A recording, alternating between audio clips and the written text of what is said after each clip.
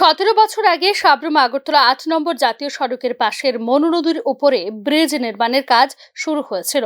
বাম শাসনের অবসানের পর বর্তমান বিজেপি সরকারের আমলেও এই অর্থ নির্মিত ব্রিজ নির্মাণের কাজ সম্পূর্ণ হয়নি বলে জানিয়েছে এলাকাবাসী। চালিতাছড়ি এলাকার কয়েক হাজার মানুষের চলাচলের একমাত্র পথ হিসেবে ছিল এই ফুটব্রিজ, সেটিও সম্প্রতি বন্যার জলে ভেসে যায়, যার ফলে জীবনের ঝুঁকি নিয়ে এলাকায় বসবাসকারী ছোট স্কুল পড়ুয়া ছাত্রছাত্রী থেকে শুরু করে এলাকার জনগণকে ওই অর্ধ সমাপ্ত ব্রিজের উপর দিয়ে প্রতিদিন যাতায়াত করতে হয়।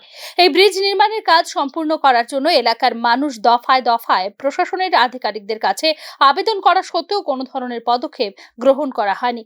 তাই বাধ্য হয়ে জাতীয় সড়ক অবরোধ করছেন বলে ক্ষোভ প্রকাশ করেছেন এলাকাবাসী।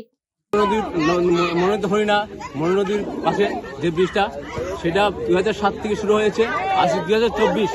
আমাদেরকে এত বছর ধরে বঞ্চিত করেছে।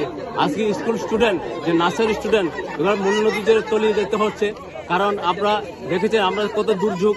এই আজকের একটা রুগীকে 10 কিলোমিটার নিয়ে মনুবাজার থেকে নিয়ে আসতে হচ্ছে, যাতায়াতের ব্যবস্থা নাই। এখানে 5টা পঞ্চায়েত আছে আমাদের চালতাছিরির দিকে, হারবাতলে, রতনমণি, বেতাকা, ওগুলোকে এই রাস্তার মধ্যে আমাদের মেইন রোড বললে চলে। এইটা মিরুদন্দ রোড একমাত্র। এই জন্য আমরা আজকে বাধ্য হয়েছে, 17 বছর পর্যন্ত আমরা অপেক্ষা করেছি, আর আমাদের ধৈর্য বাদ বেরিয়ে গেছে, আর আমরা এই রাস্তায় ঢুকেছে, আমাদের আর উপায় নেই। ব্রিজ নির্মাণের কাজ অতি সত্বর সম্পন্ন হলে এলাকার বাজার ব্যবসায়ী থেকে শুরু করে স্কুল পড়ুয়া ছাত্রছাত্রীদের যাতায়াতের সুবিধা হবে। তাই ব্রিজ নির্মাণের জন্য এলাকাবাসীর পক্ষ থেকে সরকারের কাছে আবেদন জানানো হয়।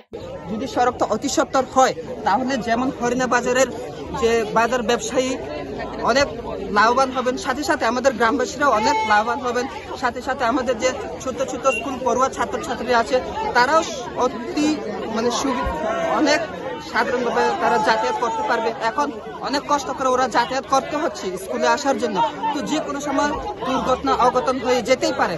সেই কারণে আমরা চাইছি রাজ্য সরকারের নিকট অতি সত্বর যাতে এই হরিণা চালিতাছড়ি ব্রিজটিকে সম্পূর্ণ করা হয়। পথ অবরোধের খবর পেয়ে প্রশাসনিক স্তরে শুরু হয় তৎপরতা। অবশেষে এনবিসিসির ডেপুটি জেনারেল ম্যানেজার আগামী ফেব্রুয়ারি মাসের মধ্যে ব্রিজ নির্মাণের কাজ সম্পূর্ণ করার লিখিত প্রতিশ্রুতি দিলে জাতীয় সড়ক অবরোধ মুক্ত করা হয়। Bureau report, news now.